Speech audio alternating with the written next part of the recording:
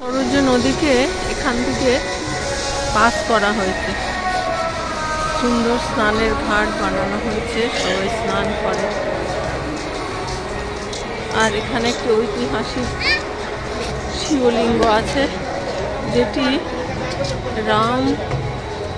राम के ज्येष्ठ पुत्र महाराज कुश के क्रोध से कुमुद नामक नाग की रक्षा के लिए भगवान शिव प्रकट हुए और महाराज कुश के वचन के अनुसार उन्होंने अयोध्या में नित्य निवास स्वीकार किया।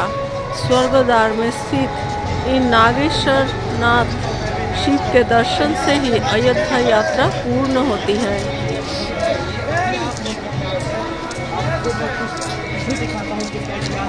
Lord Shiva appeared to protect the Nag named Kumud from the anger of Maharaj Kush, the eldest son of Sri Ram. Then, according to the promise of Maharaj Kush, Lord Shiva accepted eternal residence in Ayodhya. Ayodhya Yatra is completed only by praying at Nageshwarnath Shiva, located in Swargadar.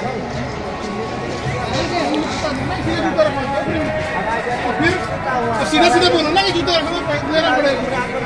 अब उठा लिया क्या हो जाएगा? शांति से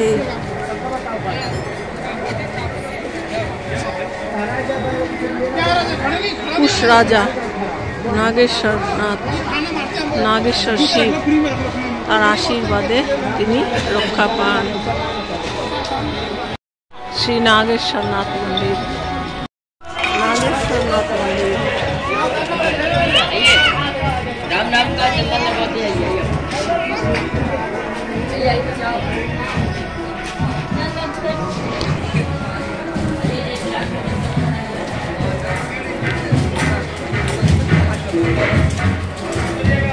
অত্যন্ত ঐতিহাসিক মন্দির। মহারাজ কুশ রামচন্দ্রের পুত্র, তার প্রতিষ্ঠিত এই মন্দির।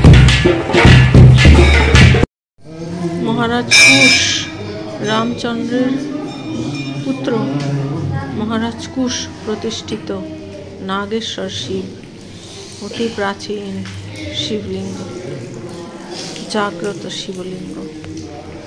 তার সেবা চলছে, ভক্তরা সবাই পুজো করছে, সেবা করছে।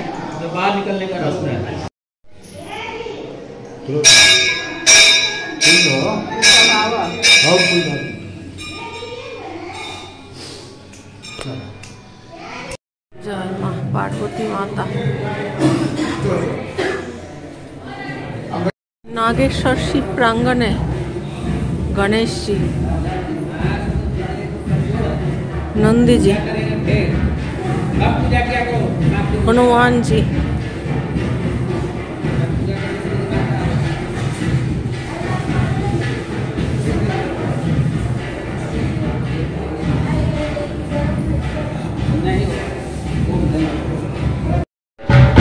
नागेश्वर शिव मंदिर सामने नागेश्वर शिव मंदिर सामने अन्य धरनेर ढाक ढोल बाजाচ্ছে।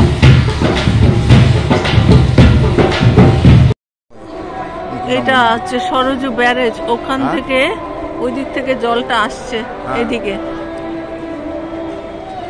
সরজু এদিকে, এখান দিয়ে যাওয়ার ব্যবস্থা করা হয়েছে জলটা।